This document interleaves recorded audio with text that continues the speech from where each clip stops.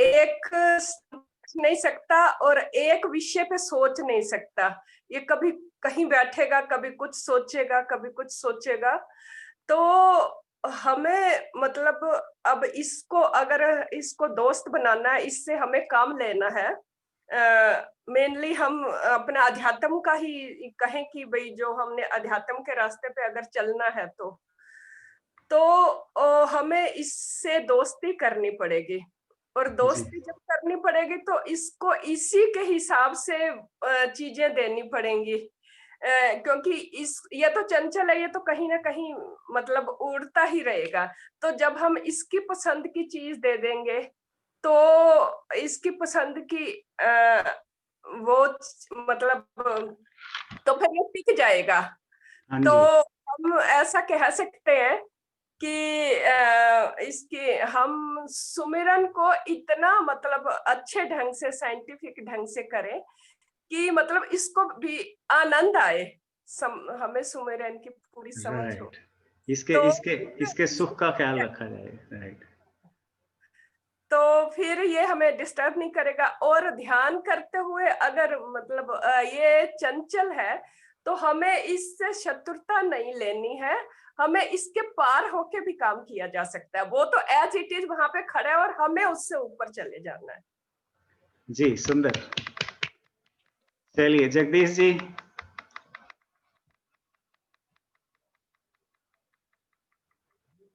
मन पर दो चार बातें कहें। हाँ, टच करो इसको, माइक को टच करो। रेड माइक को क्रॉस हो रखा ना। हाँ जी, ठीक है, हो गया, हो गया।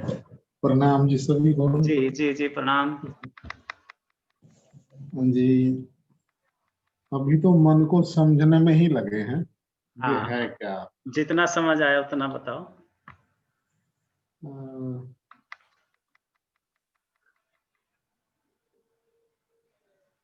अभी तो इतना ही समझ में आया है कि ये वाहन तो है, और ऐसा वाहन है जिसका कोई ब्रेक नहीं है, जिसका कोई स्टीयरिंग नहीं है, एक वेरी गुड, वाहन के तौर पे बहुत ही नजर आता है। बहुत सुंदर। एक वाहन है, लेकिन ये कैसा अब तक दिखाई दिया जगदीश जी को कि इसका कोई नियंत्रण नहीं है, कोई स्टीयरिंग नहीं है, कंट्रोल नहीं है। हाँ जी, कोई ब्रेक नहीं है, कोई हाँ, स्पीड का नहीं पता है इसकी। जैसे इसकी आपने, कोई किसी का दिशा का नहीं पता है, किस दिशा में जाएगा, हाँ, कहाँ लेके जाएगा, इसको जैसा, कैसे नियंत्रित हो। वेरी गुड, जैसे शास्त्रों में उपमा दी गई ना कि जो है एक रथ है, एक साथ एक रथ है हाँ जी, जिसमें इंद्रियों के घोड़े भी जुड़े हुए हैं, लेकिन हाँ उसकी जी, लगाम किसी के हाथ में नहीं है, लगाम नहीं नहीं है कि जिससे कि उसको कंट्रोल किया जा सके। किया जा सकता। तो इस पे विचार करेंगे, अभी पहले इकट्ठे कर लें। चलिए नेक्स्ट, सुमन।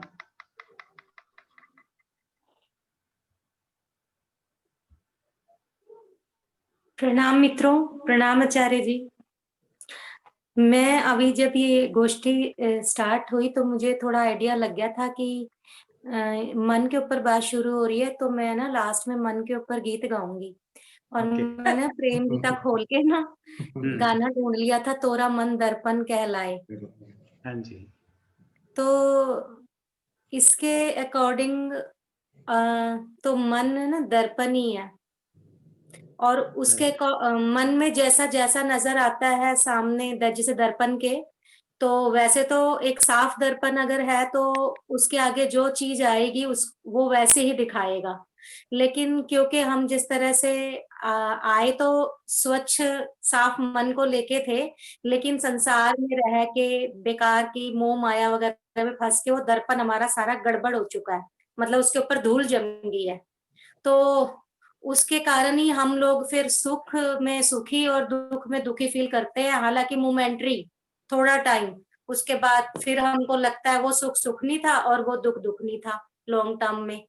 तो मन जो है वो वाकई ही एक ऐसा दर्पण है जो वैसे बहुत साफ सुथरा जब है तो वो ज्यों का त्यों चीजों को देखता है, लेकिन क्योंकि वो हमने गंदा कर दिया है, उसके ऊपर धूल चढ़ा ली है, इसलिए अब वो दर्पण जो है हमें नचा रहा है अपने अकॉर्डिंग। Very good. अभी जैसा जगदीश जी ने कहा था, ठीक वैसी सी बात है कि मन पर किसी का नियंत्रण नहीं है, है ना। और अब है कि मन की अपनी कोई मर्जी नहीं है। जगदीश जी की बात में मन की मर्जी थी, वो नियंत्रण में नहीं था, गुलाम नहीं था, स्टीयरिंग नहीं था किसी के पास उसका, ना लगाम नहीं थी। और तीसरी शेयरिंग में हमें पता चला कि मन एक दर्पण है और दर्पण की तो कोई मर्जी नहीं होती। जैसा उसके सामने कोई होता है वैसा ही दिखा देता है, दर्पण की कोई मर्जी नहीं है। दर्पण की मर्जी होती तो कुरूप को सुंदर भी दिखा सकता था, सुंदर को कुरूप भी दिखा सकता था, है ना, अपना कुछ जोड़ सकता था उसमें। तो ये दो विपरीत शेयरिंग होगी। चलिए अनुराधा जी। स्वामी जी प्लीज मैं बीच में टोक रही हूँ। मैंने ये बात भी कही कि दर्पण तो साफ ही लेकर आए थे, लेकिन हमने बेकार की मोह माया में फंस के उसके ऊपर धूल चढ़ा दी है। अब जैसे कोई चीज होती है, अगर वो साफ होगी, साफ सुथरी, दर्पण का काम क्या होता है, साफ सुथरा दर्पण होता है तो उसमें ज्यों की त्यों चीज दिखाई देती है। लेकिन जब उस पर धूल चढ़ जाती है तो एक सुंदर व्यक्ति भी अगर उसके सामने आएगा दर्पण के, तो वो उसका वास्तविक नहीं दिखाता चेहरा जी। तो कहीं ना कहीं दर्पण तो साफ था, दर्पण की तो मर्जी वाली वो बंदा नहीं, वो हमने ही चढ़ाया है उसके ऊपर। वही तो कह रहे हैं ना, उस पे नियंत्रण है बाहर से हम उसको गंदा कर सकते हैं, साफ कर सकते हैं, है ना। यहाँ पे नियंत्रण है, दर्पण की मर्जी नहीं है। बाहर से हम जैसा चाहेंगे, अगर उसको इग्नोर करेंगे तो उस पर धूल जमेगी, धूल में रखेंगे तो धूल जमेगी, साफ करना चाहेंगे साफ कर लेंगे। इसमें नियंत्रण हो रहा है ना, इधर नियंत्रण नहीं है। और अनुराधा जी, मन के संबंध में। हाँ जी, प्रणाम स्वामी जी। ठीक है माँ, हाँ जी प्रणाम। स्वामी जी, मेरे अकॉर्डिंग जो मन है, जैसे दिमाग फायदा नुकसान देखता है हमेशा, तो मन कोई फायदा नुकसान नहीं देखता, वो अपनी एक सुविधा चाहता है। जैसी हमारी आत्मा होती है, जैसे हम आत्मा दिल से होते हैं, हम सच्चे होते हैं, तो वो एक अपनी सुविधा देखता है कि मुझे ये करना है जी। अगर मान लीजिए अब मेरा मन है कि मुझे कोई झंझट नहीं चाहिए, ठीक है ना, तो लाइफ ऐसे स्मूथ चलती रहे और रिलैक्स हूँ, मैं हर टाइम मेडिटेशन करती रहूं, मुझे और कोई काम ना करना पड़े, मन तो ये कहेगा जी। ठीक। तो वो मन जो है मेरे अकॉर्डिंग आत्मा के अकॉर्डिंग चलता है कि जो हम रियली में चाहते हैं, और जो दिमाग है वो अलग ढंग से चलता है, वो प्रैक्टिकल लाइफ देखता है, संसारिक लाइफ देखता है। हाँ जी। और वैसे मैं काफी समय से कंफ्यूज भी हूँ कि क्या मन और जो हृदय है वो दोनों एक चीज हैं या अलग अलग चीज हैं। इस प्रश्न का भी मुझे जवाब चाहिए। और जैसे होता है कि भाई ये मन और हृदय हमारे साथ मरने के बाद अगले जन्म में भी इनका कोई पिछले जन्म का वो रहेगा हमारे साथ, या ये खत्म हो जाएंगे। बहुत सुंदर, ये मेरा प्रश्न भी है स्वामी जी आज का। हाँ जी हाँ जी हाँ जी। चलिए, अब काफी शेयरिंग हमारे पास हो गई, फूड फॉर थॉट मिल गया। सुरेंद्र जी कुछ कहना चाहेंगे? थोड़ा सा, हाँ 1 मिनट के लिए आप जी बताएं। हाँ जी, हाँ जी। स्वामी जी, मुझे जो समझ आता है मन का मतलब, जो हमारी विचार करने की या चिंतन करने की जो शक्ति है, इसी को मन बोलते हैं। वेरी और इसको अब आ जाता है मन का मतलब उपयोग। दो चीजें, या तो मन हमारा उपयोग कर ले या हम मन का कर लें। तो अगर हम मन को राइट डायरेक्शन देते हैं तो ये हमें ले जाएगा गुरु की तरफ, और रॉन्ग डायरेक्शन देते हैं तो ये हमें आत्महत्या की तरफ ले जाएगा। तो यही मन है जो आत्महत्या के लिए भी प्रेरित कर देगा, गलत सोचते सोचते। यही मन है जो आपको राइट डायरेक्शन में भी प्रेरित करेगा। बट हमारी जो ये कैपेसिटी है टू थिंक, यही मन है। इसको डायरेक्शन देना वो एक अलग चीज है। बहुत सुंदर, देखो सबका मिश्रण कर दिया सुरेंद्र जी ने। तो आओ अब इसी को, जैसे कि अस्तित्वगत रूप से ही ये बात सत्य है कि ना तो कोई बात या कोई व्यक्ति वस्तु पूरी तरह से सही है और ना ही पूरी तरह से गलत है। इसीलिए किसी भी कोई भी शेयरिंग जो आप लोगों ने दी है, ना तो वो पूरी तरह सही थी किसी की और ना पूरी तरह गलत है। दोनों में थोड़ा थोड़ा सही का अंश था, सभी में, और थोड़ा थोड़ा सा मिसअंडरस्टैंडिंग थी। अब उसको पूरा समझते हैं। जैसे कि बहुत अच्छे से छाबड़ा जी ने बताया है कि विचार करने की जो शक्ति है मनुष्य के पास, पशु पक्षियों के पास, उसको मन कहते हैं। ये आंशिक परिभाषा है, पूरी परिभाषा नहीं हुई। विचार करना मन रूपी जो मशीन मनुष्य को मिली है हमें, जैसे आंख कान नाक मिले हैं, शरीर मिला है, ऐसे ही एक मन रूपी मशीन हमें मिली है। विचार करना उसका एक काम है, एक अंश है। कहो कि 33% ये बात सही है कि मन जो है विचार करने की मशीन है, विचार करने की प्रक्रिया का नाम है। विचार उत्पत्ति जो हमारे भीतर हो रही है, जो हमारी परसेप्शन में आती है, वो मन का एक हिस्सा है। तो इसका मतलब मन का अभी 2/3 जो पार्ट है वो हमें अभी समझना है। तो इसको बहुत अच्छे से सदगुरु समझाते हैं, परम गुरु ओशो भी समझाते हैं कि मन के 3 सेगमेंट्स हैं, 3 हिस्से हैं। जैसे शरीर के बहुत सारे हैं, कहीं से वो स्पर्श करता है, कहीं से देखता है ना, कहीं से स्वाद लेता है, कहीं से सुनता है ना, शरीर के अलग अलग हिस्से। ये सभी शरीर के अभिन्न हिस्से हैं। जैसे आंख भी शरीर का हिस्सा है और हाथ भी शरीर का हिस्सा है। हाथ से स्पर्श करते हैं और आंख से देखते हैं। आंख स्पर्श करने का काम नहीं कर सकती, हाथ देखने का काम नहीं कर सकते। ऐसे ही मन के 3 हिस्से, इसको कहते हैं चित्त, बुद्धि और अहंकार। चित्त, बुद्धि और अहंकार हमारे भीतर, सबके भीतर ये शक्ति है। जो चित्त है वो छाबड़ा जी की परिभाषा को कवर करता है। वो हमारी विचार करने की क्षमता है ना। वो जैसे कहो आप एक मेडिकल स्टोर है, दवाइयों से भरा हुआ, कपड़े की दुकान है, भांति भांति के कपड़े, अलग अलग क्वालिटी के कपड़े, जूतों की दुकान है, विचारों की दुकान है, तरह तरह के विचार हैं उसमें, यहाँ वहां से इकट्ठे किए हुए, अनुभव से इकट्ठे किए हुए, वेद शास्त्रों से इकट्ठे किए हुए, गुरु से इकट्ठे किए हुए, पढ़ाई लिखाई से, अपनी शिक्षा दीक्षा से इकट्ठे किए हुए, जीवन के थपेड़ों से इकट्ठे किए हुए, भांति भांति के विचारों का एक स्टोर हाउस है। दूसरा जो इसका अंश है, अंग है, जैसे 3 डायमेंशनल है, एक प्रिज्म की तरह, वो दूसरा है बुद्धि, जिसको ब्रेन कहते हैं। चित्त को हम सामान्य भाषा में मन, चित्त को ही कहते हैं मन, जिसको कह रहे हैं ना चंचल, यो मन मेरा बड़ा हरामी, जिसको मीरा हरामी कहती है, ये वो 33% मन है जो हमें परेशान करता है, जो नींद नहीं आने देता, जो तनाव में ले जाता है, जो फ्रस्ट्रेट कर देता है। ये वो 33% है अगर अनियंत्रित रहे ना। जैसे कोई मशीन अनियंत्रित हो जाए, कार अनियंत्रित हो जाए, एक्सीडेंट करेगी। कोई घोड़ा अनियंत्रित हो जाए तो एक्सीडेंट करेगा, अनकंट्रोल्ड हो जाए। तो बुद्धि जो है वो आंख है, समझो, मन की आंख है बुद्धि, जिसको विवेक भी कह सकते हैं, जिसको हम विवेक भी कह सकते हैं। उससे वो स्टीयरिंग है, जिसकी स्टीयरिंग की बात कर रहे थे ना जगदीश जी, वो बुद्धि स्टीयरिंग है।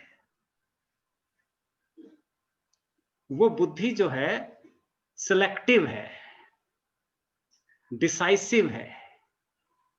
एक अंश जो है ना, जैसे कार में एक पार्ट है जो डिसाइड करता है कि इसे इस रास्ते पर ले जाएं या इस रास्ते पर ले जाएं, है ना, इधर ले जाएं या उधर ले जाएं। ठीक ऐसे ही मन का वो हिस्सा जो हमें ये सामर्थ्य देता है कि मन बहुत ज्यादा इस तरफ भाग रहा है, मन में बहुत ज्यादा चिंता हो रही है, दिल नहीं लग रहा है, कहते हैं मन नहीं लग रहा है, तो हमारे पास एक ऐसा निर्णय करने की क्षमता है, हम उसे किसी सत्संग में लगा लें, किसी दोस्त के पास चले जाएं, है ना, कोई अच्छा काम, कोई पेंटिंग करने लग जाएं, वो उसे बुद्धि कहते हैं। वो बुद्धि ही गुरु से शिक्षा लेती है, वो बुद्धि ही कीर्तन में, सत्संग में आने की प्रेरणा देती है मन को। मन तो नहीं कर रहा है, मन तो कर रहा था टीवी देखें, मन तो कर रहा था चलो किसी दोस्त के पास घुमाएं, चलो बाहर सैर कराएं, लेकिन बुद्धि जो थी हमारी वो ले आए कि नहीं, एक ही दिन तो होता है सप्ताह में, चलो बैठ के थोड़ी संगोष्ठी करते हैं, उसके बाद कर लेंगे। तो उससे वो लगाम है बुद्धि, विवेक, वो हमें अच्छे काम की तरफ भी ले जाती है। और वही बुद्धि अगर गलत डायरेक्शन ले, जैसे मनमुखी है, वो बुद्धि अगर मनमुखी है तो नीचे ले जाएगी, पतित कर जाएगी, मधुशाला ले जाएगी। अगर वो गुरुमुखी है, जिसकी हमने बात की थी, शास्त्रानुसार चलती है, शास्त्र कौन समझाएगा? गुरु समझाएगा। हम अपने आप तो, क्योंकि मन बीच में होगा तो मन उसको मिस इंटरप्रेट कर लेगा, अपने अनुभव से जोड़ के देखेगा। वो तो क्यों कहते हैं कि गुरु कहे सो कीजिए, करे सो कीजिए नहीं?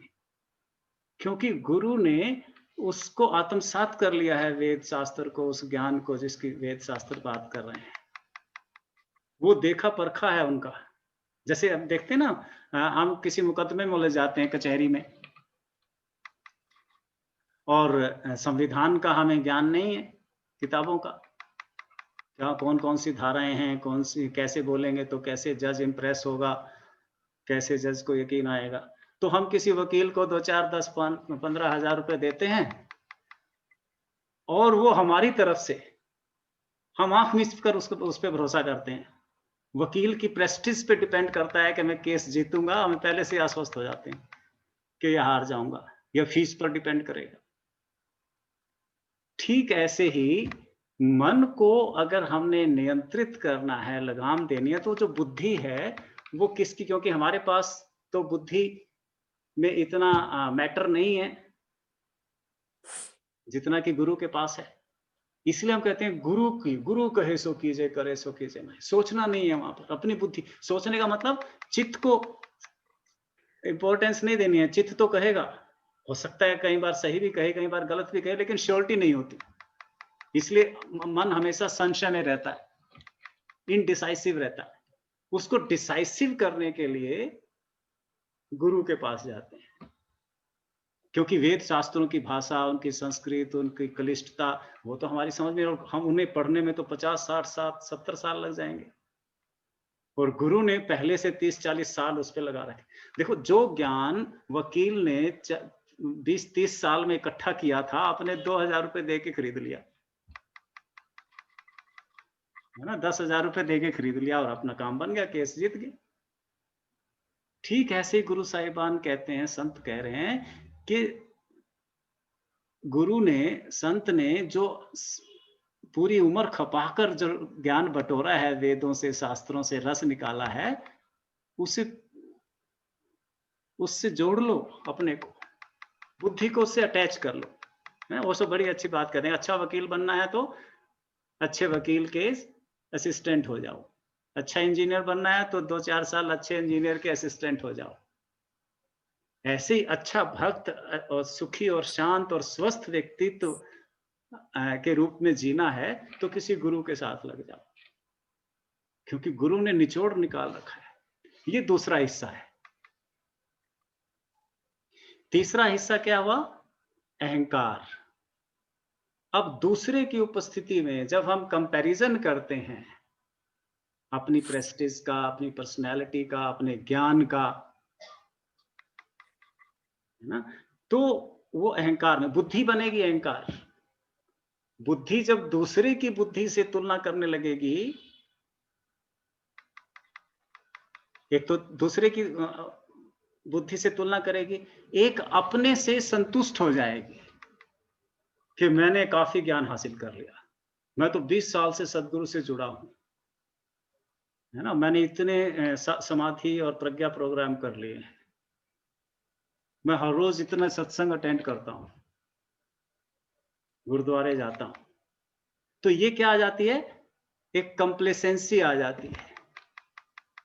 ये इसका नाम अहंकार, यानी मैं ज्ञानी हूं, मुझे तो बहुत पता चल गया, मैं ये कर सकता हूं। अब मुझे प्रोग्राम करने की जरूरत नहीं है, अब गुरु के पास जाने की। जैसे कुछ लोग है ना, जैसे ही प्रोग्राम पूरे हुए वो कट गए, अब क्या जाने की जरूरत है, हमारे प्रोग्राम पूरे हो गए। ये सबसे बड़ा खतरा है। इसी को आप देखोगे जीसस कह रहे हैं, blessed are the ones who are poor in spirit, for they will inherit the kingdom of God. क्या कह रहे हैं कि वे लोग भाग्यशाली हैं जो बुद्धि से अपने को थोड़ा सा कमजोर समझते हैं, पुअर इन स्पिरिट, जो अपने को अज्ञानी समझते हैं, जिन्हें लगता है कि अभी मुझे कुछ पता नहीं है। ओशो गाना गाते ना, पीता भी रहूं और प्यास भी हो। जो जितना जितना सत्संग अटेंड करते हैं, जिन्होंने जितने जितने प्रोग्राम अटेंड कर लिए, जिन्होंने जितना जितना सुनो भाई साधु सुन लिया यूट्यूब पे, उतना उतना उन्हें लगता है कि मुझे तो अभी कुछ पता ही नहीं। जैसे जगदीश जी अब कह रहे थे, this is poor in spirit, यानी हमारी जो जानने की भूख है, वो प्यास है, वो अगर बनी रहती है तो हम वास्तविक सज्जन हैं, साधक हैं, और वही हमारे शांति, आनंद और सुख का कारण बन सकता है। जिस दिन हम कंप्लेसेंट हो गए, सेल्फ सेटिस्फाइड, वही हमारे पतन का कारण है। इसलिए शास्त्रों में कहा कि सबसे बड़ी बाधा क्या है मनुष्य के दुख की, मैं ज्ञानी हूं। ज्ञान सबसे बड़ी बाधा है कि मुझे पता चल गया। इसीलिए बार बार देखेंगे हम संत जो हैं विरह के गीत गाते हैं। जितना जितना उन्हें लगता है कि हमें मिल गया, उतनी उतनी प्यास उनकी बढ़ती जाती है। रोते हैं, काली कोयल तू कित गुण काली, विरह के गीत गाते हैं। वियोग जितना जितना मिलते हैं, उतना उतना वियोग महसूस होता है। बिना मिले किसी से वियोग, आप किसी से मिले ही नहीं, आपने किसी को देखा ही नहीं, आप किसी के साथ रहे ही नहीं, तो उसके प्रति आपको वियोग होगा, उससे बिछुड़ने का कोई दुख होगा। जिसके आप संस्पर्श में रहे हैं, जिसके साथ आप बैठे उठे हैं, जिसके साथ गहन संपर्क रहा हो, उसी के बिछुड़ने से दुख होगा ना। वही पुअर इन स्पिरिट, उसी को पुअर इन स्पिरिट कह रहे हैं जीसस। बहुत लोगों को ये बात समझ में नहीं आती कि जो पुअर हैं, गरीब हैं, अज्ञानी हैं, मूढ़ हैं, मूर्ख हैं, उनको भगवान का राज्य मिलेगा, किंगडम ऑफ गॉड नहीं। जीसस कह रहे हैं जो जिनकी अभी प्यास बनी हुई है, जिनकी अभी भूख मिटी नहीं है, उन्हीं को भोजन का स्वाद आएगा ना, उन्हीं को तो पानी का मजा आएगा। ये चीज जो है, मन का बने रहना, मन की प्यास, मन का कौन से हिस्से की, जो 33% है बुद्धि। बुद्धि नियंत्रण भी कर पा रही है मन पे, वो उसे सही दिशा में ला रही है, और फिर भी उसे लगता है कि नहीं अभी कुछ बनी नहीं बात। जैसे श्रद्धा के बारे में कहते हैं गुरु अर्जुन देव जी, चरण गहूं बकूं सुब रसना, बीजों प्राण अकोर, प्यास नहीं बुझती। चरण भी कहता हूँ, गुरु के शरण में रहता हूँ, दिन रात सुनता हूँ, सेवा करता हूँ, उनकी स्तुति भी गाता हूँ, प्राण अपने न्यौछावर कर रखे हैं उनके ऊपर, फिर भी संतुष्ट नहीं है। ये है पुअर इन स्पिरिट। गुरु अर्जुन देव जी को कह रहे हैं जीसस, पुअर इन स्पिरिट। अभी बर्तन खाली है, जिसको ओशो कहते हैं, बर्तन खाली है तो बरसात का पानी उसमें भर जाएगा। अगर भरी गया है बर्तन, घड़ा भरी गया है, तो उल्टे घड़े में और सीधे घड़े में कोई फर्क नहीं है। बरसता रहे प्रसाद, उसमें तो कुछ जाएगा ही नहीं, क्योंकि वो तो जानता है, मुझे पता है सब। ये जो सामने बोल रहे हैं संत, ये तो हमें पता है, हमें तो बड़े बाबा ने बता रखा है, ओशो ने बता रखा, हमने सुन रखा है। ये कंप्लेसेंसी हमें अहंकार से तीसरे चरण में ले जाएगी, वरना तो वो सेक्शन खुलता ही नहीं, उस सेक्शन की जरूरत नहीं है। 3 जो हिस्से हैं मन के, चित्त, बुद्धि, अहंकार। चित्त और बुद्धि तो एक्टिव हैं, ये तो निरंतर काम में आते हैं। विचारों की भरमार हमें चाहिए, उनको चुनाव करने का अधिकार हमें दिया, इसलिए तो मर्जी जिसको कहते हैं, वो गिफ्ट, वो जो गिफ्ट हमें मिला है वो बुद्धि है, कि हम ये चुने कि ये चुने, इधर जाएं कि उधर जाएं, ये करें कि वो करें। जो डिसीजन लेने की क्षमता हमें दी है, हमारे ऊपर है, ये प्रकृति ने अपने ऊपर, भगवान ने अपने ऊपर नहीं ली।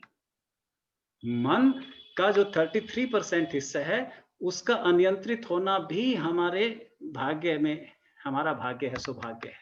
वरना इतनी सारी वैरायटी कि हम इधर जाएं कि उधर जाएं हमें नहीं मिलती। बहुत सारे चैनल हमें मिले हैं, कौन सा चुने, कौन सा लगाएं, ये हम पर छोड़ दिया है, उसको बुद्धि कहते हैं। अब जो इंद्रियां हैं वो मन के अकॉर्डिंग चलती है। बड़े बाबा की एक बहुत बात मैं बार बार कहता हूं, और वही बात संत चरण दास ने कही है, सारे वेद शास्त्रों में वो लिखी है। पूरा एक सीरीज बताई है कि शब्दों के पीछे क्या चलता है, वाणी के पीछे विचार, है ना, विचारों से वाणी बनी ना। शब्दों के पीछे विचार, विचार के पीछे बुद्धि, और बुद्धि के पीछे आत्मा, जिसकी अभी बात कर रही थी अनुराधा जी। बुद्धि के पीछे आत्मा खड़ी देखती। आत्मा के पास कोई नियंत्रण नहीं है। आत्मा तो एक स्टैटिक स्थिति है, वो परमानंद की स्थिति है, वहां कर्म नहीं होता, वहां भक्ति नहीं होती, वहां उसकी कोई इच्छा नहीं है। आत्मा की कोई इच्छा नहीं है, तभी तो वो सुखी है। चाह गई चिंता मिटी, मन हुआ बेपरवाह, है ना। तो वहां पर अनुराधा बंसल जी थोड़ी मिसकंसेप्शन में थी। आत्मा की कोई चाह नहीं है, आत्मा कुछ कर नहीं सकती, आत्मा बुद्धि को कंट्रोल नहीं करती, वो तो खड़ी देखती है, साक्षी है।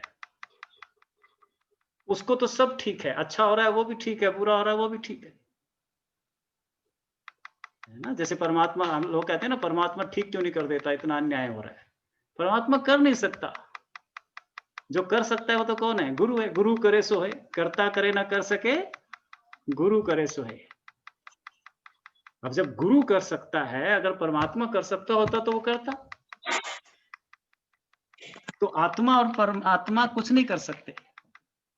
उन्होंने ये सारी क्षमता परमात्मा ने, आत्मा ने किसको दे डाली है, बुद्धि को, विवेक को।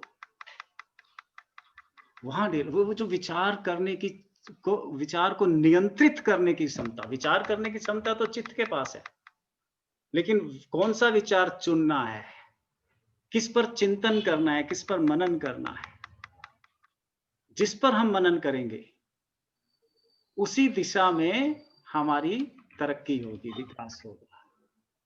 इसलिए देखो कबीर साहब कितनी क्रांतिकारी बात कहते हैं, ये बात समझ में आएगी मन के संबंध में। वो कह रहे हैं, सुमिरन की सुध यों करे जैसे कामी काम। जैसे कोई सेक्सुअल आदमी, कामुक आदमी सारा दिन काम के चिंतन में रहता है, अश्लील विचारों में उसका मन रहता है, उसकी गतिविधियां होती हैं, ठीक वैसे ही इसको, इसी को तो बुल्ले शाह कहते हैं, यहां से हटाकर इस बुद्धि को उधर लगा दो, आत्मा की तरफ, सुमिरन की तरफ, प्रभु की तरफ, गोविंद की तरफ, उसके गुणों का चिंतन करो। भले ही आपको उनको सच ना मानते हो, भले ही आपके अनुभव में नहीं आए हो, लेकिन जिसको आप बोलोगे, शब्दों के पीछे क्या आएगा, विचार, विचार के पीछे भाव, हृदय, जिसकी बात कर रही थी अभी अनुराधा जी। विचार जब सॉलिड हो जाता है, गहन हो जाता है, जब वो असर करने लगता है, उसका नाम भाव है। इसलिए मन जब पॉजिटिव स्थिति में जाता है और वो सॉलिड हो जाता है विचार, जब वो छूने लगता है, तब उसे हम हृदय कहते हैं, भाव कहते हैं। और भाव के पीछे आत्मा खड़ी देखती है, वो कुछ नहीं कर सकती। तो इस अब अगर हम लॉजिक से देखेंगे तो फिर एक बात और स्थापित कर दी है सारे वेद शास्त्रों ने, गुरुओं ने, कि ये जो मरने के बाद जो है हमारा मन और ये सारी इंद्रियां,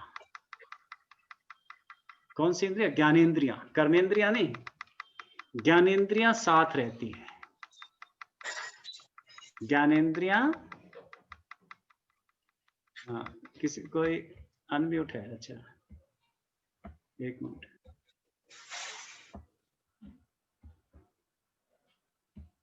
तो मन के साथ हमारी सारी इंद्रियां जाती हैं, इसीलिए उसे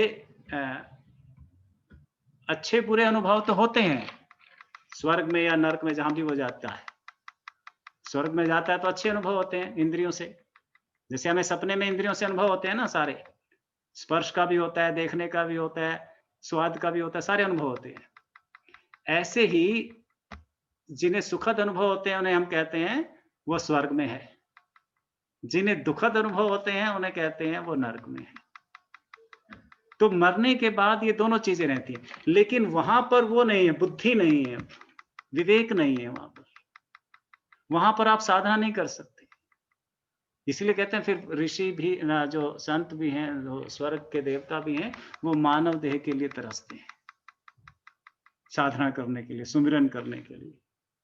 जो सुख साधु संग में सो बैकुंठ नाई, देखो कबीर साहब क्या कहते हैं, क्यों नहीं है वहां वो सुख। यहाँ ये जो मन का जो 33% हिस्सा है, बुद्धि का, विवेक का, कंट्रोलर जो है, नियंत्रण जो है, लगाम है, वो नहीं है।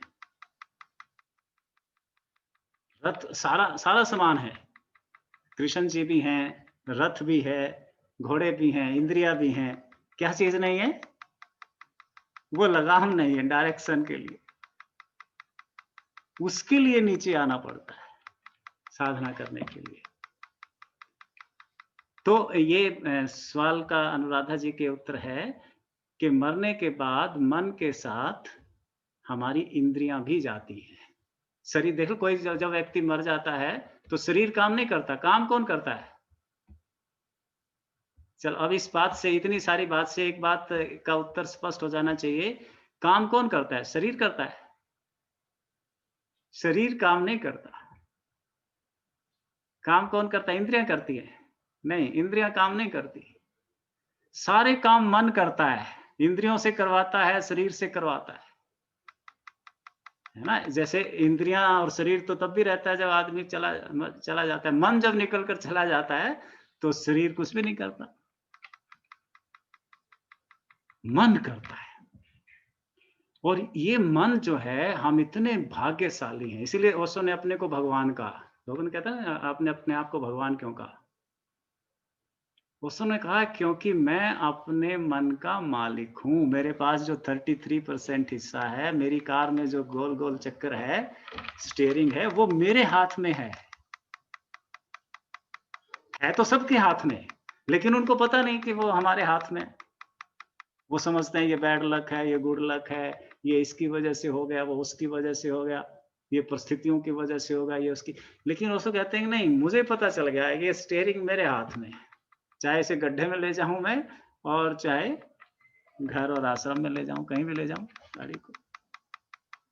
ये मेरा जो भाग्यवान मन है, इसी की वजह से मैं भगवान हूं, और इसी की वजह से तुम भी भगवान हो सकते हो।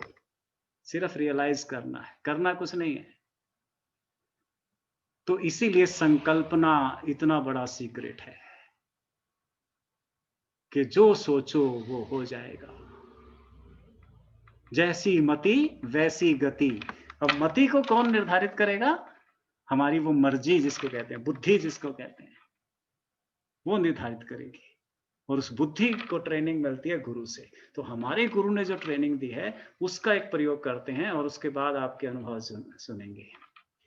ठीक है, तो अब अनुभव के लिए तैयार हो जाओ, सुखासन में बैठ जाओ अथवा लेट जाओ, लेटना चाहो तो लेट जाओ। बहुत अच्छे से मेरे शब्दों के साथ अपने भाव जोड़ने, शब्दों के साथ विचार, और विचार जब हम करते चले गए तो क्या बन जाएगा, भाव बन जाएगा, और भाव जो है वो आत्मा को सुख देगा, आत्मा में निमज्जित हो जाएगा। सुख देने से मतलब है सुखी हो जाएगा, भाव से हमें सुख मिलते हैं।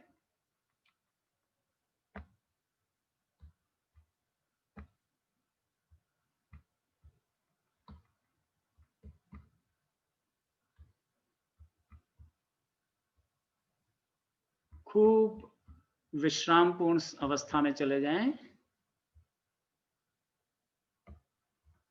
जितना कंफर्टेबल हो सके, बैठना चाहे बैठे रहें, लेटना चाहे लेट जाएं।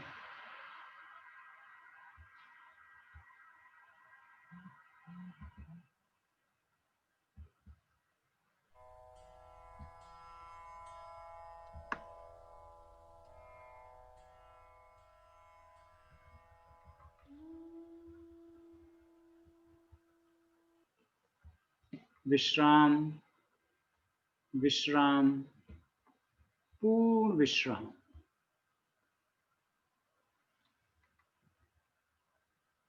भाव करें कि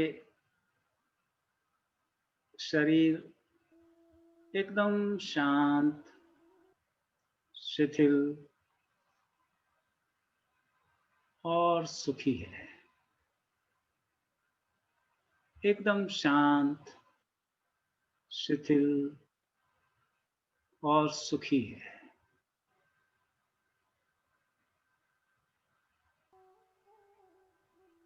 बहुत प्यार से अपनी आती जाती सांसों का स्मरण करें। Watch your breaths coming in, going out.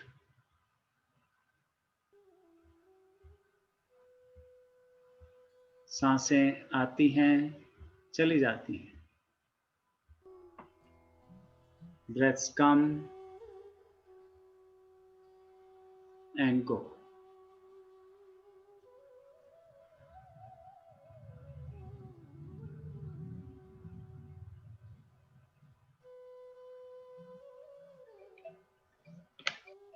सांसों को देखते देखते हम और भी शांत और भी शिथिल हो गए।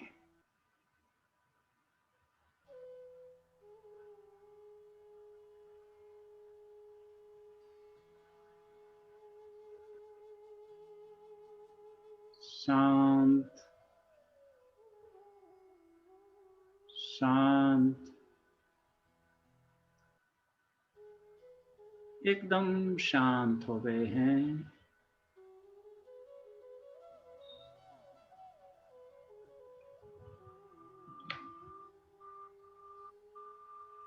अब इस शांत और शिथिल अवस्था में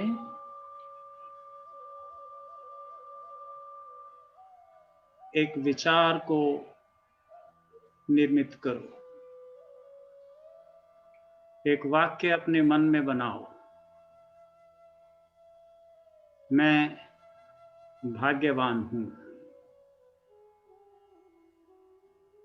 मैं भाग्यवान हूं, आई एम ब्लेस्ड।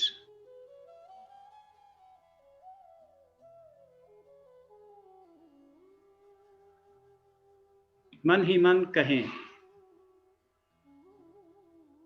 मैं भाग्यवान हूं।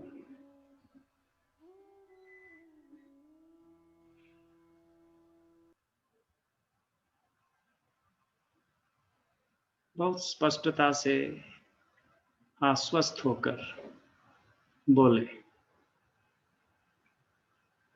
मैं भाग्यवान हूं, आई एम ब्लेस्ड।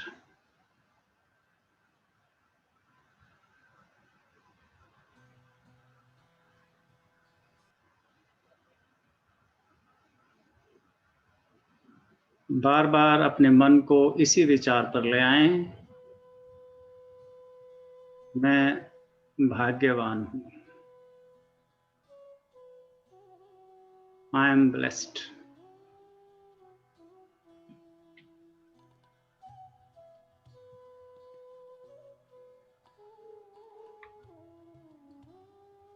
जब भी मन इधर उधर हो, वापस इसी विचार पर ले आएं, मैं भाग्यवान हूं, आई एम ब्लेस्ड।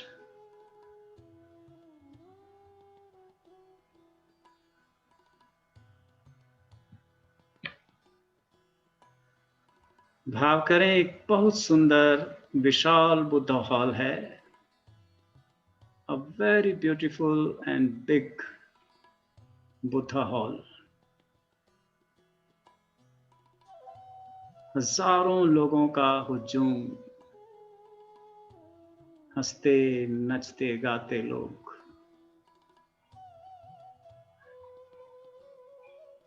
सामने पेडेस्टल पर अपनी सुंदरतम वेशभूषा में मंद मंद मुस्काते परम सद्गुरु ओशो।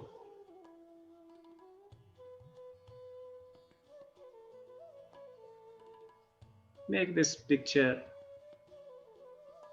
in your mind।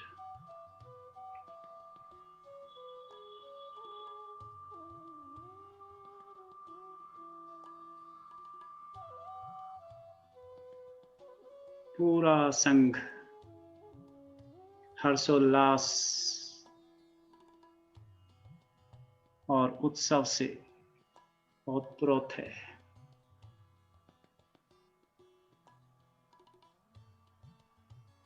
इस भीड़ में अचानक आपकी नजरें परम सद्गुरु से मिलती हैं।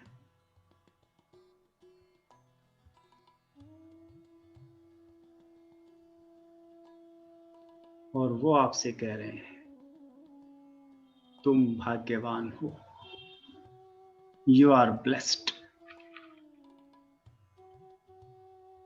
Feel it. अच्छे से विजुअलाइज करें, खूब सुंदर चित्र बनाएं। परम सद्गुरु ओशो हजारों की भीड़ में आपको देखकर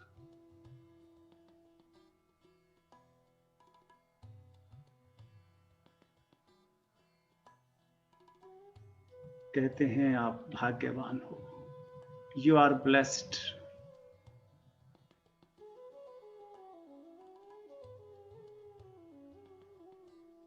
आप थोड़े और आश्वस्त हुए।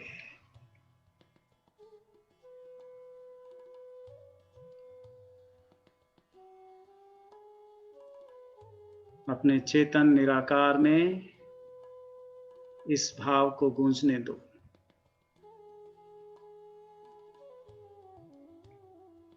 मैं भाग्यवान हूं। कोई जल्दी नहीं। Repeat the sentence, I am blessed। मैं भाग्यवान हूं।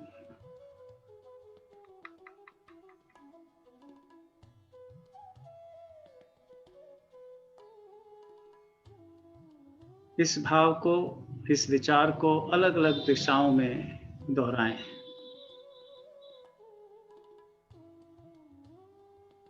कभी पूर्व की ओर, मैं भाग्यवान हूं। कभी पश्चिम की ओर, हाथों को आकाश में उठाकर, मैं भाग्यवान हूं, मन ही मन। कभी उत्तर तो कभी दक्षिण की ओर घूम घूम के बोलो, आई एम ब्लेस्ड। मैं भाग्यवान हूं।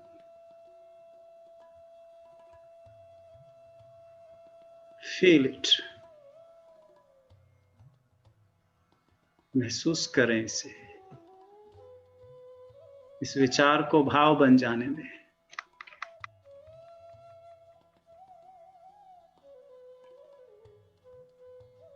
स्वयं से कहें मैं भाग्यवान हूं। Speak to yourself, I am blessed.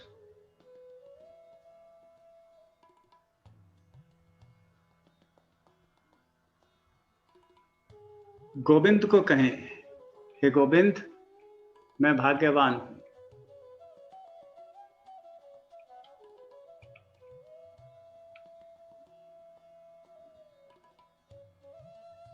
सद्गुरु को कहें, हे सद्गुरु मैं भाग्यवान हूं।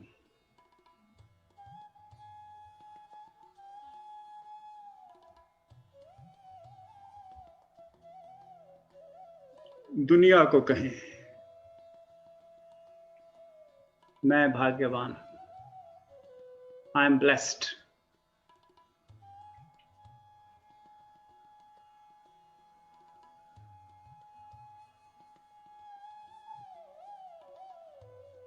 इस संकल्पना के बाद देखो मन में कुछ चित्र उभर रहे हैं।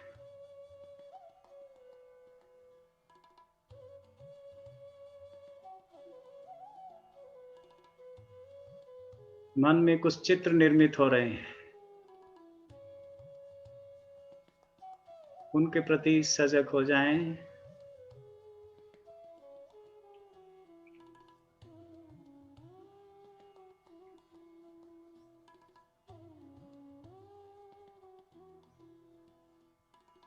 कुछ फिजिकल सेंसेशंस हो रही हैं, कुछ सुखद अनुभव, गर्माहट, गुदगुदाहट, हंसी, आंसुओं की भी प्रतीति हो सकती है।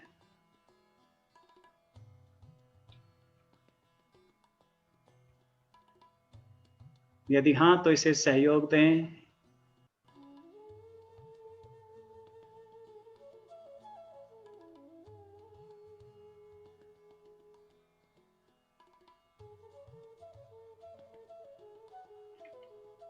संकल्पना को दोहराते जाएं, आई am blessed,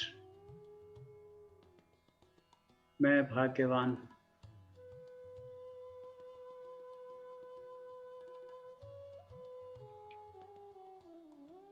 keep on repeating I am blessed, और जो हो रहा है होने दें।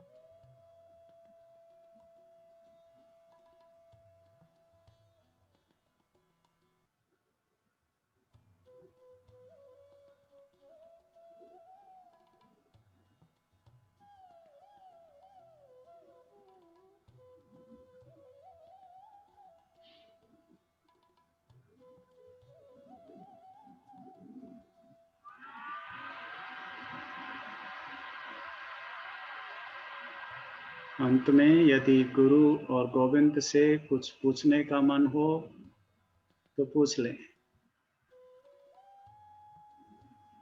Feel free to ask. बिना किसी उत्तर की अपेक्षा के पूछ लें। कुछ पूछना है तो गुरु से, गोविंद से। Don't expect an answer.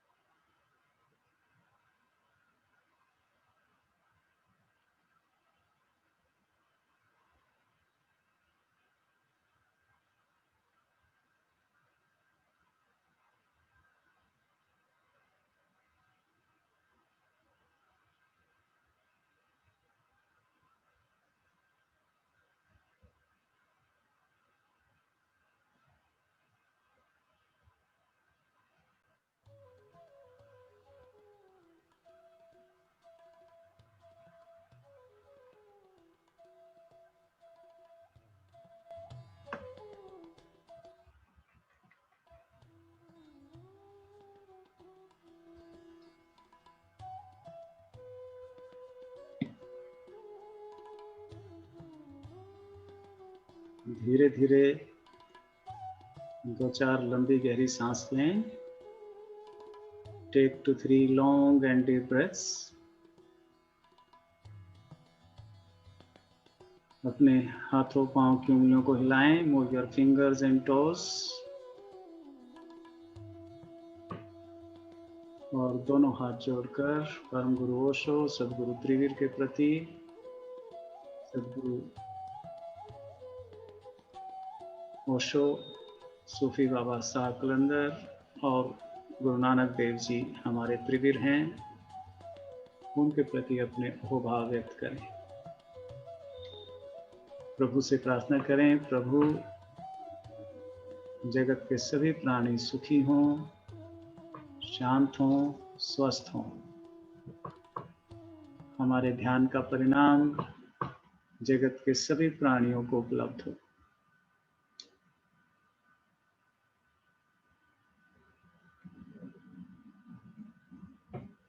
हाथों को रगड़कर चेहरे और आंखों पर फिराएं और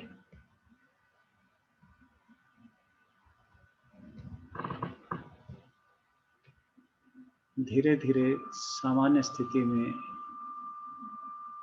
उठकर बैठें।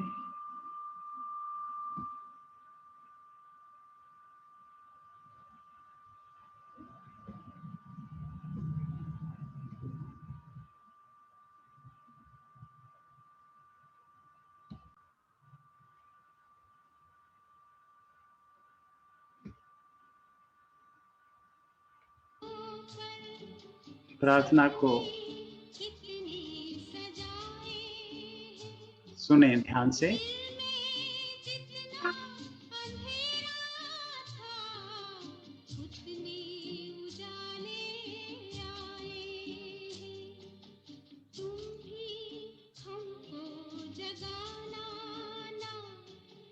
बाहों में जो सो जा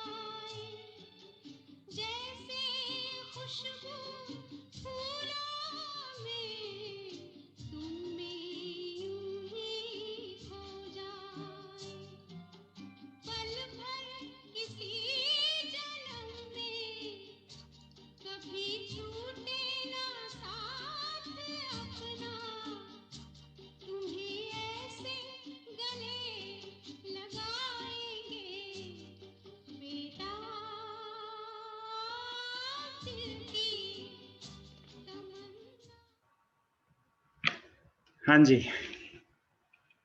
ये सुनी प्रार्थना। दिल में ये बेताबी हमेशा रहनी चाहिए, और पाने की और मिलने की, बार बार अनुग्रह को अनुभव करने की। चलिए, इट्स योर टर्न नाउ। अपने अनुभव को शेयर करें। Sharing is caring, sharing is love. हाँ जी, who will break the ice?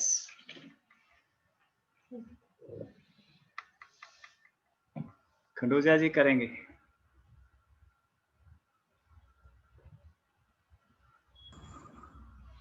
हाँ जी, नाम स्वामी जी। हाँ जी, प्रणाम।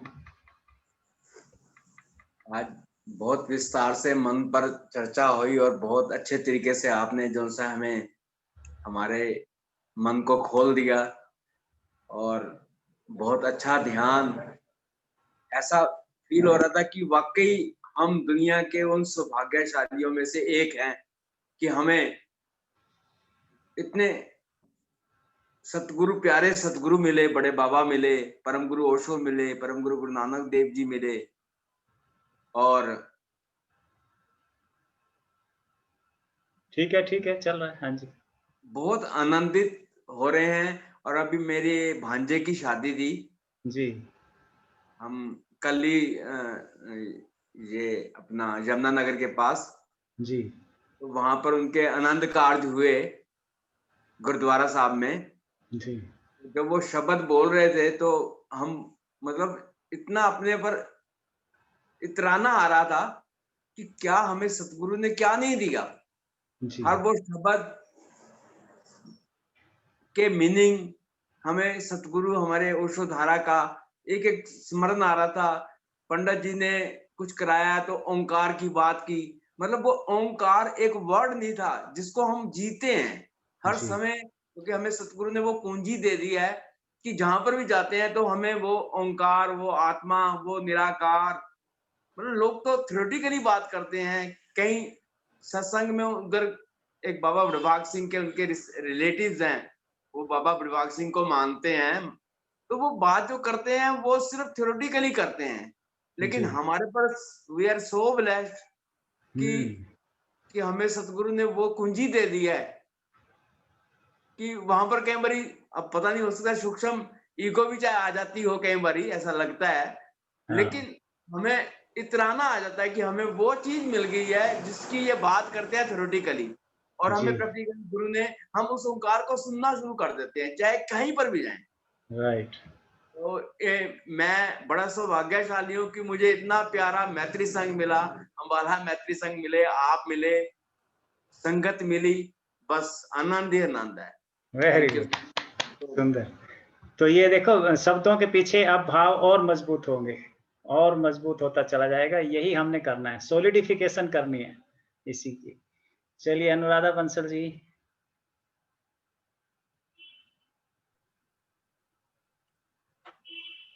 Thank you Swami ji. कई दिनों से क्वेश्चन था मेरे मन में, ये जो आज आपने एक्सप्लेन किया, और इतने डीपली और अच्छे से एक्सप्लेन किया कि पूरे मेरे डाउट्स क्लियर हो गए। वाह जी, काफी दिनों से मैं सोच रही थी इस बारे में कि मन का क्या, हमारे साथ क्या भूमिका है, हृदय की क्या भूमिका है, या कौन कंट्रोल कर रहा है हमारे मन को, और बुद्धि का कितना क्या रोल है इसमें। ये हमारे साथ पिछले जन्म से आए हैं या सिर्फ इसी जन्म का हमारा सब कुछ संग्रह किया हुआ है। तो काफी दिनों से मुझे इस बारे में डाउट्स हो रहे थे और मैं पूछना भी चाह रही थी, और बाय चांस आज सेशन ही मन के ऊपर हुआ, तो बहुत ही सुंदर, अच्छे तरीके से और बहुत ही डीपली आपने एक्सप्लेन किया। सारे डाउट्स मेरे क्लियर हो गए। और जो ये ध्यान कराया आपने कि मैं बहुत ब्लेस्ड हूँ, सौभाग्यशाली हूँ, तो उस टाइम वाकई सबसे पहले तो ना मेरे जो पिक्चर्स आ रही थी दिमाग में, तो परम गुरु ओशो और सदगुरु की एक पिक्चर आ रही थी कि अगर ना मिलते हमें सदगुरु तो क्या होता। जो हमारे मन में इतने सारे सवाल थे, हम कैसे थे, हमें चाहे कितनी सुख सुविधाएं मिल जाती, मैं कहीं और जाती, किसी और बड़े घर में होती या कुछ और कर रही होती, तो कई बार मन में डाउट्स आ जाते हैं फैमिली के प्रति भी कि भी हाँ हम कहीं और होते या कुछ और कर रहे होते, तो ऐसे डाउट्स आ जाते हैं। पर लेकिन आज इतना ब्लेस्ड फील हो रहा था कि कितने ब्लेस्ड हैं कि सदगुरु मिले और सारे हमें कितनी साधना का एक मौका मिला, हर सवाल का जवाब मिलता है। और सबसे बड़ी बात फिर साथ में फैमिली का भी सारा सामने आ रहा था। कितनी भोली, कितनी प्यारी फैमिली मिली है। अगर इतनी भोली और इतनी प्यारी फैमिली ना मिली होती, भोले लोग ना मिले होते, तो पता नहीं कितनी अड़चनें होती रास्ते में। सुंदर। पता नहीं वो क्या-क्या करते कि अपना अहंकार शांत करने के लिए क्या-क्या बोलते, क्या करते। तो वो राइट। कोई भी दिक्कत किसी तरह की नहीं आती। बिल्कुल हर टाइम साथ रहते हैं, जैसे कि कोई भी कहीं जाना हो, कुछ भी है। अपनी साधना अपने मन से कभी भी बैठ जाओ, कहीं भी बैठ जाओ। बहुत सुंदर। Be blessed. बहुत ही अच्छा लग रहा था। जी थैंक यू। थैंक यू स्वामी। जी। हाँ जी, माँ रेणु।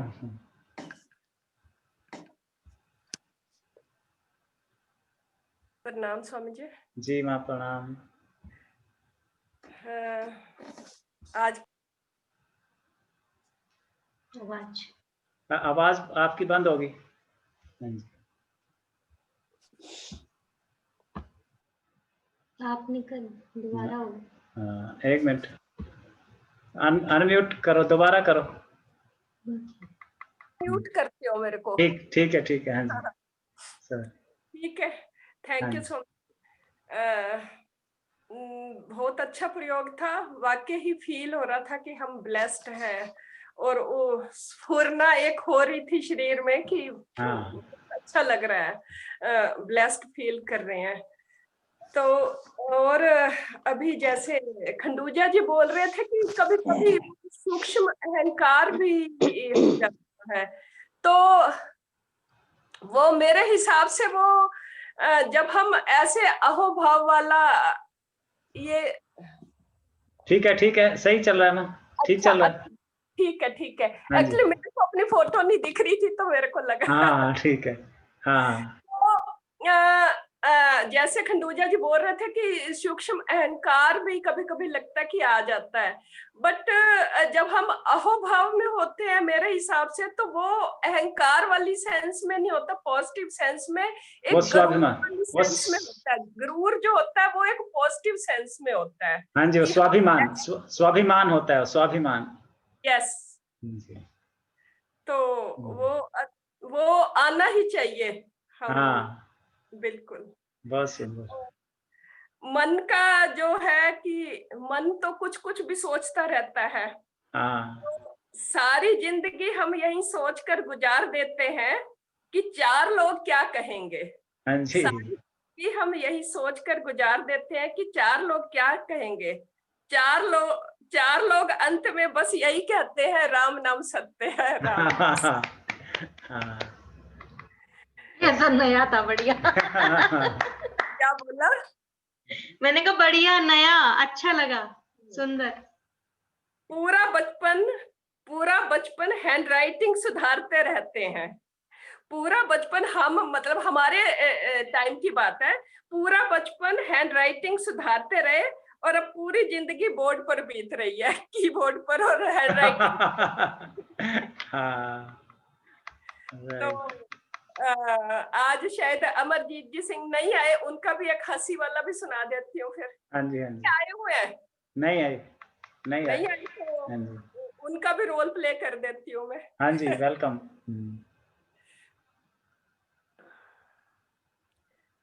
एक तो वो शायर लोग कुछ भी सोचते हैं, शायर कुछ भी देखते हैं तो उनको शायरी ही याद आ जाती है।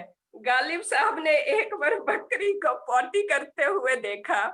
गालिब साहब ने एक बार बकरी को पोटी करते हुए देखा, तो शेर निकला, वारी बकरी तेरी भी अजीब शान है, वारी बकरी तेरी भी अजीब शान है, छोटी सी पूंछ के नीचे बूंदी की दुकान है, छोटी सी।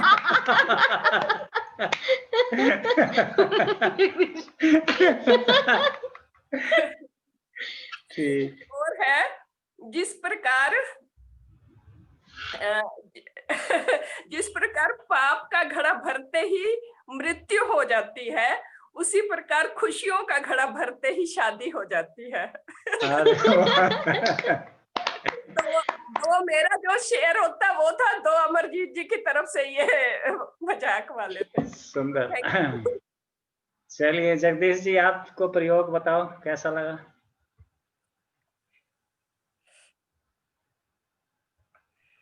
हाँ जी। हाँ ये प्रयोग बहुत अच्छा लगा। जी। और जैसे आपने प्रश्न के बारे में कहा कि कोई प्रश्न पूछिए। हाँ जी। हाँ जी। जिस दिन से दीक्षा मिली प्रश्न तो गए। अरे वाह। और ये जो वाहन है जिसकी आज चर्चा हो रही थी जी, उसके स्टीयरिंग और ब्रेक की दिशा की तो जानकारी होती है, लेकिन धीरे धीरे फिर स्टीयरिंग छूट जाता है, दिशा भूल जाते हैं, ब्रेक वगैरह, फिर पैर उठ जाता है ब्रेक से। तो अब तो खैर जैसे हमारा संघ कहता है कि करुणा नहीं करुणा है, जी।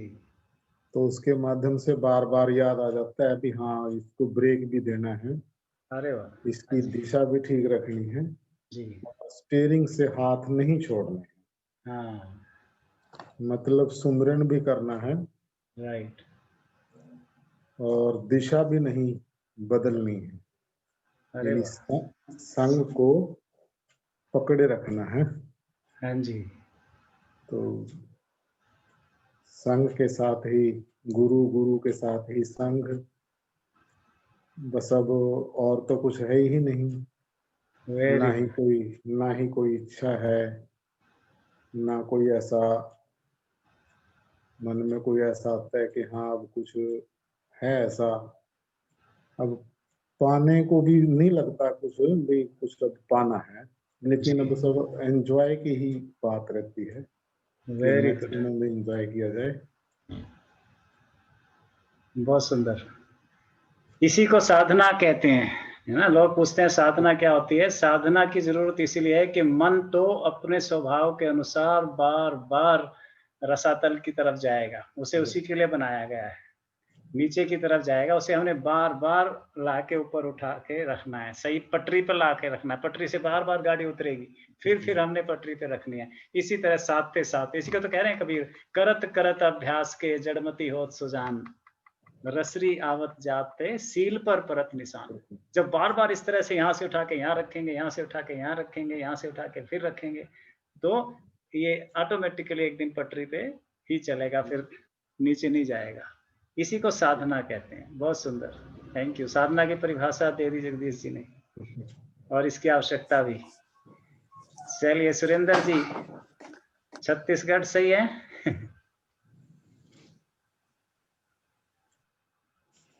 स्वामी जी छत्तीसगढ़ में हूँ, बिलासपुर। जी। पहले तो थैंक्स करूंगा, क्योंकि जब सेशन शुरू हुआ तो उस समय मैंने देखा कि 2 ही लोग थे, 2 या 3 लोग ही थे। हाँ जी। तो मैंने सोचा यार आचार्य जी उतनी डेडिकेशन से, चाहे 2 लोग हो चाहे 200, उतनी डेडिकेशन से करवाते हैं सेशन। तो फिर मुझे वो पुराने दिन याद आए जब वो स्कूल में होते थे, सेक्टर 9 पीछे वहाँ पे। तो कभी कभी गिनती के 2-3 लोग ही होते थे। हाँ। तो खैर बहुत अच्छा था, और मतलब जो फीलिंग आनी चाहिए थी वो पूरे अच्छे से आई जी। और मतलब अभी बोलने के लिए ज्यादा शब्द नहीं है, बट फीलिंग वेरी ब्लेस्ड इस समय। बहुत अच्छे फीलिंग में हूँ, वो बोलना नहीं चाह रहा मैं। हाँ ये जी सुंदर। तो इस कोशिश में भी वो फीलिंग थोड़ी प्रगाढ़ होती है। जब कोशिश करते हैं हम, तो उस कोशिश में भी उसकी प्रगाढ़ता बढ़ती है। चलिए इस फीलिंग को थोड़ा सा ये बताइए कि रेगुलर कैसे इस फीलिंग में रहा जाए। वही अभी जगदीश जी बता रहे थे, बार बार हमें संगत से गुण जात है, संगत से गुण होत। जितनी देर दूर रहेंगे उतनी देर, ये अनुराधा जी का अनुभव है, इन्होंने कई बार प्रयोग करके देख लिया है ऐसा, बार बार ना, महीने के लिए, 1.5 महीने के लिए, 15 दिन के लिए। तो उसमें फिर डिप्रेशन में, फ्रस्ट्रेशन में ही चले जाते हैं, उदासी में, निराशा में चले जाते हैं। इसलिए जितना हो सके, गुरुजी बार बार ट्वीट करते हैं कि अपने संग से जुड़े रहो, है ना। इसीलिए संघम, भगवान बुद्ध ने अपने 3 महावाक्यों में पहला वाक्य रखा था संघम शरणम गच्छामि, दूसरा बुद्धम शरणम, तीसरा धम्मम शरणम। आत्मा की शरण, धर्म की, परमात्मा की शरण तीसरे नंबर पे है। जी जी संघम शरणम गच्छामि पहले नंबर पे जी है ना। तो इसलिए संघ के साथ जितना जितना, जैसे कहोगे भाई अगर खुश रहना तो अच्छे मित्रों के साथ रहो, खुश रहोगे, जी जी है ना। जी जिनके साथ अगर शराब पीनी है और उड़दंग मचाना है तो ऐसे मित्र ढूंढ लो, तो उनके साथ वैसी भाव दशा बन जाएगी, जी है ना। यानी कृत्य संगत के पीछे विचार, विचार के पीछे भाव, भाव के पीछे आत्मा, वैसा ही फील। आत्मा, आत्मा वो दर्पण है जिसकी बात कर रही थी। क्योंकि वो सिर्फ देखती है, वो रिफ्लेक्ट करती है। मन खुश होगा तो वो खुशी को रिफ्लेक्ट कर देगी, दुख होगा तो दुखी को रिफ्लेक्ट कर देगी। तो जब वो गाना लिखा था साहिर, किसने, साहिर ध्यानवी ने, किसी ने, तो उनके मन में अंदर जो है आत्मा से ही आश्रय था उनका। आत्मा दर्पण है, जैसा सामने होगा उसको उसमें ऐसा रिफ्लेक्ट हो, वो ट्रांसपेरेंट है एकदम, जैसे दर्पण की तरह। हाँ जी छाबड़ा जी क्या कह रहे हो? माँ, मैं ये कह रहा था इस बार आपको शिकायत का मौका नहीं दिया। देखो मैंने कुछ भी नहीं खाया, शांति से हाय, मुझे पता था ये बंदा इसीलिए नहीं खा रहा है। मैं नोट कर रही हूँ कि ये खा क्यों नहीं रहे हैं कुछ। स्वामी जी, हाँ जी, मैं जैसे कह रही थी कि मतलब पता नहीं सुबह से ही वही बात बन जाती है जो आज स्वामी जी, मैं ये सुबह से ये तोरा मन दर्पण कलाए 5 बार ये गाना सुन चुकी हूँ सुबह से। ये मेरे को इतनी हैरानी हुई जब माँ ने कहा ये गाना, मैं तो सुबह से 5 बार सुन चुकी हूँ। बहुत सुंदर। इसको कहते हैं सिंक्रोनिसिटी, समतरंगता। ये संघियों में ही आती है ना। ये होता है ऐसा कि पहले ही वो फीलिंग आ जाती है कि आज, मतलब जैसे आज वो फीलिंग पहले ही आनी शुरू हो जाती है कि ऐसा। और मुझे ये तय नहीं, अभी सत्संग शुरू होने से सिर्फ 10 मिनट पहले अपने डॉक्टर साहब का फोन आया था, सिर्फ 10 मिनट पहले, कि मैं चंडीगढ़ में हूँ स्वामी जी, मैं नहीं आज आ पाऊंगा। जी जी जी। तो ये सामने बैठ के ही जो निकला विचार आपकी शेयरिंग से, उसी से सत्संग हो गया सारा। तो वो क्योंकि समतरंगता में बिठाना था अस्तित्व को, वो बैठ गया।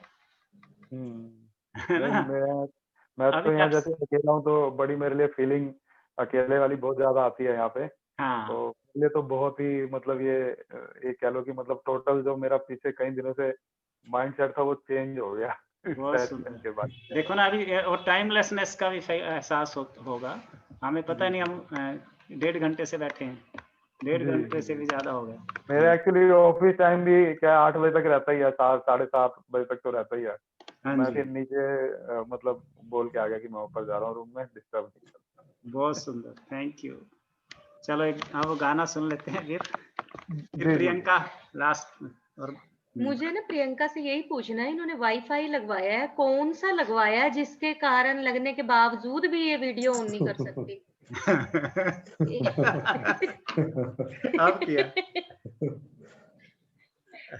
वाईफाई लगवाया है पर वो चलेगा बाल प्रज्ञा में ही। ऐसा कौन सा वाईफाई होता है?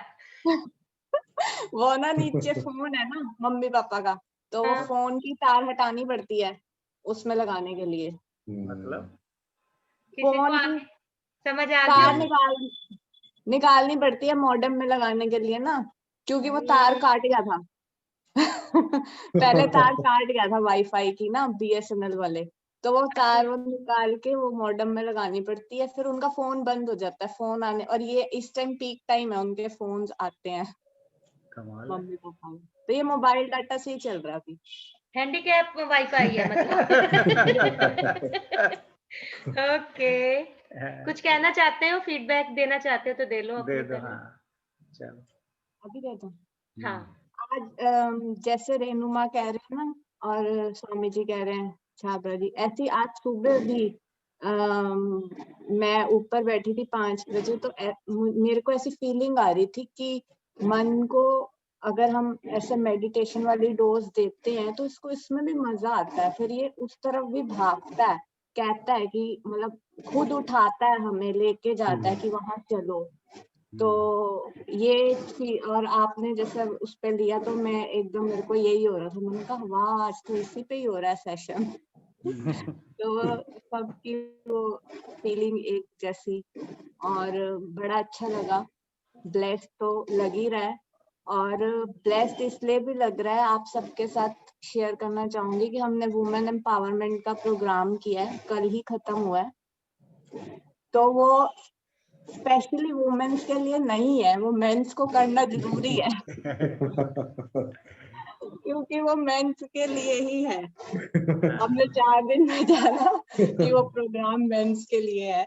तो वहाँ हमारे उसमें भी थे जिन्होंने किया, तो जिन्होंने नहीं किया वो अगली बार जब होगा जरूर करे। गुरुदेव ने डिजाइन किया है।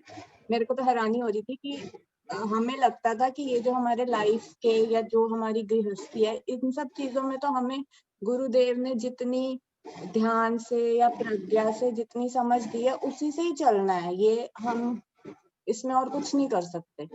लेकिन उन्होंने तो वो पूरा सारा खोल के हमारे आगे रख दिया कि उसमें भी हम बहुत कुछ कर सकते हैं, उस चीज की भी प्रज्ञा दे दी। और अब मुझे लगता है अब शायद कुछ और बचा नहीं, लेकिन अब गुरुदेव कुछ और भी ले आएंगे हर बार ऐसे लगता है अब कुछ और बचा नहीं छूना, लेकिन वो हर बार कुछ ना कुछ नया करते हैं। इसके लिए उनका बहुत बहुत आभार। वेरी गुड, ये जीवंतता है। चलिए, मेरा भी यही अनुभव है कि जैसे हम कहते हैं ना कि परमात्मा तो हर क्षण हमारे साथ है, हर क्षण हमारे साथ है। और ओमकार को जब हमें दीक्षा मिल गई तो हमने इस बात को रियलाइज भी कर लिया प्रैक्टिकली कि वो तो था ही हमारे साथ और है भी हमारे साथ और रहेगा भी हमारे साथ, है ना। और अगर हम में ही कोई कमी होगी तो हम ही मुंह मोड़ते हैं उससे, पहले अज्ञानतावश मोड़ते हैं, उसके बाद फिर हम अपने जानबूझ के भी कई बार इस तरह से फंसते हैं, जब जान लिया उसके बावजूद भी दिमाग इधर उधर लग जाता है, लेकिन वो कभी साथ नहीं छोड़ता। ऐसे ही सच्चा, जैसे कहते हैं ना सदगुरु है हमें मिले हैं, तो चाहे कोरोना हो, चाहे कोई और भयंकर बीमारी और आ जाएगी, लेकिन उन्होंने हमारा साथ नहीं छोड़ा, उन्होंने हम तक पहुंचने का, क्योंकि हम लोगों को तो बहाना मिल जाता है फिर, भाई हम तो आश्रम भी नहीं जा पा रहे, सदगुरु के तो दर्शन ही नहीं हो पा रहे, अब वो भाव बनते ही नहीं है ना। समाधियां करे कैसे, गैप पड़ गया बीच में, प्रोग्राम नहीं हो रहे, संग से नहीं मिल पा रहे, कितने बहाने हैं हमारे पास। लेकिन वो कहते हैं भाई जैसे ओमकार शाश्वत है ना, ऐसे सदगुरु का हाथ हम लोगों पे है ही, और उसकी पहुंच वो दिखाने के लिए मात्र ये ऑनलाइन कार्यक्रम कह लो या कुछ कह लो, ये सब उन्होंने देखो कैसे घर बैठे बैठे ही कर दिया। अब हमारे पास कोई बहाना भी नहीं है मतलब। तो ये बहुत सुंदर आयोजन था वाकई, और डब्ल्यूई वाकई बहुत सुंदर प्रोग्राम है। मैं तो मतलब जो भी हम लोग कर रहे हैं एक से एक बढ़ के हैं। एक बार के लिए लगता है कि क्या होगा, 3-4 दिन के कार्यक्रम में प्रज्ञा सेशन होंगे, मैं सच बताऊं तो वहां से ज्यादा हम यहाँ पे इंजॉय कर पा रहे हैं और एक एक बात को ज्यादा अच्छी तरह से समझ पा रहे हैं और डिटेल से। और जहां तक एनर्जी की बात है, एनर्जी ऐसा फील ही नहीं होता जब वो आचार्य बोल रहे होते हैं ना, जो भी बोल रहे होते हैं, तो ऐसे लग रहा होता है कि जैसे इनको उन्होंने चुना। जब उनके मुंह से कुछ अच्छी बात निकलती है ना तो वाह निकलता है मुंह से, और लगता है वाह बाबा ने ना सच में ये आचार्य सही चुने इस प्रोग्राम के लिए, कितना अच्छा समझा रहे हैं, कितनी अच्छी तरह से अपनी बात कह रहे हैं, और भाव भी उनके पहुंचते हैं हम तक। तो मतलब टोटलिटी में देखा जाए जो बात कह रही है ना प्रियंका, बहुत बिल्कुल सही है, प्रोग्राम बहुत सुंदर था। और जहां तक मैन की बात है भी उनको करना चाहिए। मैं प्रियंका से लास्ट डे कह रही थी WOMEN, वुमेन एम्पावरमेंट है ना, तो इनको अलग कर दो, वो मैन, जो वो मैन है ना उन सबको भी करना चाहिए तो ये वाकई जरूरी है आदमियों के लिए भी। चलिए आप गीत गाएंगे।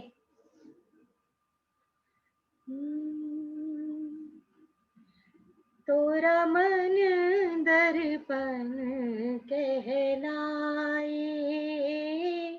तोरा मन दर्पण कहलाए,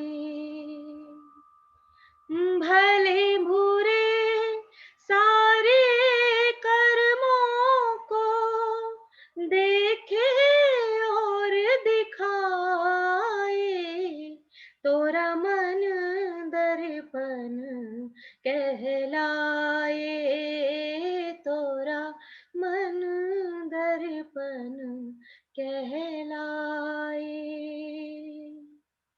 मन ही देवता मन ही ईश्वर, मन से बड़ा न कोई।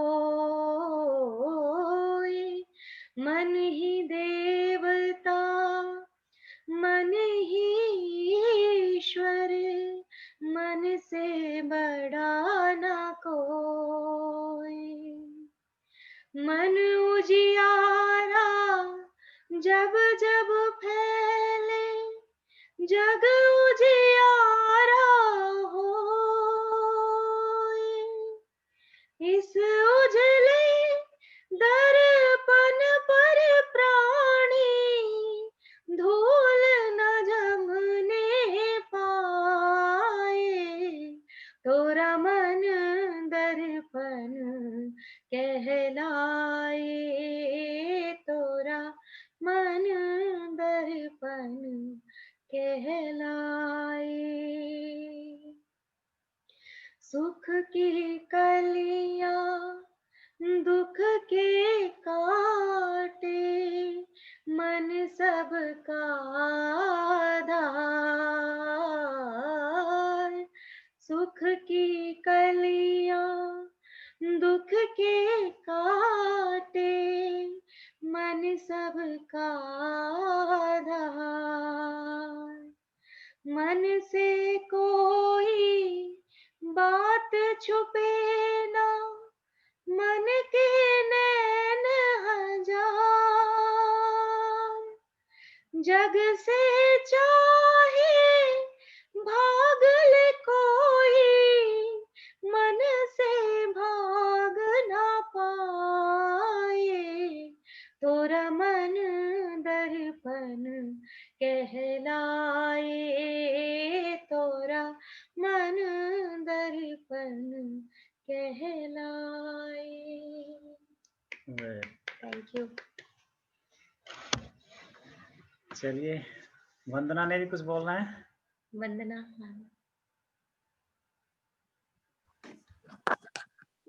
उस दिन अनुराधा जी के यहाँ जी जब सत्संग हुआ तो ओशो मुस्कुरा रहे थे, जी और जब मैं नाच रही थी तो ओशो आपको आशीर्वाद दे रहे थे, क्योंकि लेफ्ट हैंड गुरु का ही होता है। अच्छा मैं जो तो मुझे नहीं पता, मैं वैसे कह रही हूँ। आज जो आपने ध्यान कराया बहुत अच्छा, बहुत अच्छा। राइट साइड तो बिल्कुल पता ही नहीं चल रही थी कि है कि नहीं है, और लेफ्ट साइड जैसे राइट साइड में आंख में रोशनी बहुत आती है ध्यान करते हुए जब आप करवाते हैं, आज लेफ्ट में भी बहुत रोशनी आ रही थी जी और खूब हल्का हो रहा था। और जब बाद में आपने कहा कि सांस लो तो ऐसे लगा कि आपने ही सांस ली है। बहुत बहुत धन्यवाद, बहुत बहुत आभार। Very good. खंडूजा जी कुछ कह रहे हैं। खंडूजा जी कुछ बोल रहे हैं? हाँ जी, हाँ वो जी एक रिक्वेस्ट थी अंबाला संघ के से जी कि मंडे को वन डे जो प्रोग्राम है उसमें होमियो के बारे में बता रहे हैं। हाँ जी हाँ जी। डॉक्टर साहब से मेरी बात हो रही थी, डॉक्टर साहब कह रहे थे कि 10-11 लोग तो हमारे अंबाला संघ से जुड़ने चाहिए, क्योंकि उसमें एक आम बंदे को भी एक होमियो के बारे में एक इमरजेंसी किट बताने वाले हैं, जी थोड़ा थोड़ा ज्ञान देने वाले हैं। तो हमें हमें अपने मन को रखने के लिए शरीर को भी स्वस्थ रखना जरूरी है। हाँ जी तो उसके लिए एक बहुत अच्छा प्रोग्राम है। तो मेरी अपनी अंबाला संघ से अनुरोध है कि इसको सारे से सारे जरूर जुड़े। डॉक्टर शिल्पा इसको करा रही हैं होमियो के बारे में, तो उसमें हम अपने शरीर को स्वस्थ कर सकते हैं एक किट रख के। तो उसके जी। बारे में काफी अच्छा पैकेज है जी। ठीक ठीक है, जरूर समझ जी। कल जन्मदिन भी और है कल ओशो का। ओशो का जन्मदिन है। जो मित्र 5-7 मित्र यहाँ आके सेलिब्रेट भी कर सकते हैं, यहीं आके देख सकते हैं ना। जो मित्र आना चाहें यहीं आके अपना इसी रूम में पौने हाँ पौने पौने 6 5:45 6 वो प्रोग्राम कब शुरू है? 6:30? 6:30 बजे। हाँ जी, हाँ उससे पहले थोड़ा सा कर लीजिए। ठीक है, 5:30 पौने 6 तक। हाँ जी, तो हम आधा घंटा सेलिब्रेट कर लेंगे, फिर प्रोग्राम देख लेंगे। ठीक है, so you are all welcome. 2 minute उत्सव मनाते हुए विदा होते हैं।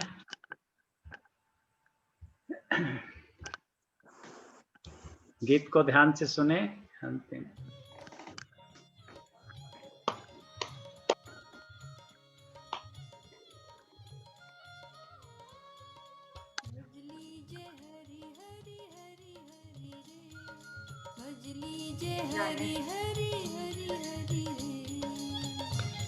नहीं, वैसे जा सकते। हरि हरि हरि हरि रे, भज लीजे हरि हरि हरि हरि रे,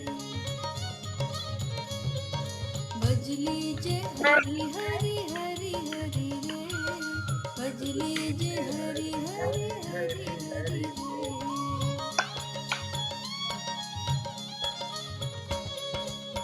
मन चंचल मेरो कहो न माने, दसों दिशा दौड़ावे रे, आवत जात पार नहीं लागे, आवत जात पार नहीं लागे, बहुत भांति बोरावे रे, भज लीजे हरि हरि हरि हरि रे, भज लीजे हरि हरि हरि हरि रे।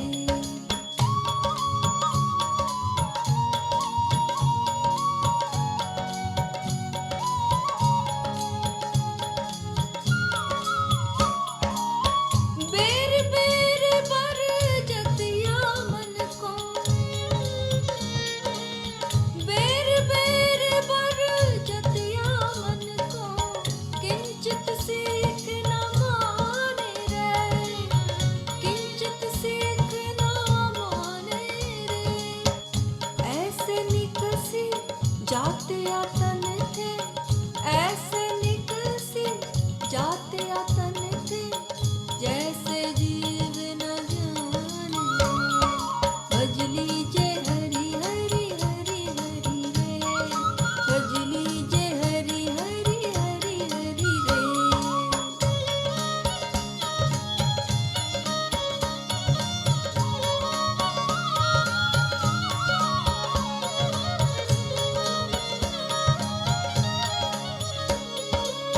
सदा सोच रहत घट भीतर, मन फिर कैसे कीजे रे, मन फिर कैसे कीजे रे, सहज सहज साध की संगति, सहज सहज साध की संगति, दादू हरि भज लीजे रे, भज लीजे हरि हरि हरि हरि रे, भज लीजे हरि हरि हरि हरि रे। प्रियंका और रेनुमा प्लीज आप ये अभी रहना, मुझे 2 मिनट चाहिए आपके, कुछ कंसल्ट करना था, ठीक है? बाकी आप सब मित्रों को इजाजत है, आप मीटिंग छोड़ सकते हैं बीच में। जगदीश जी और वंदना जी।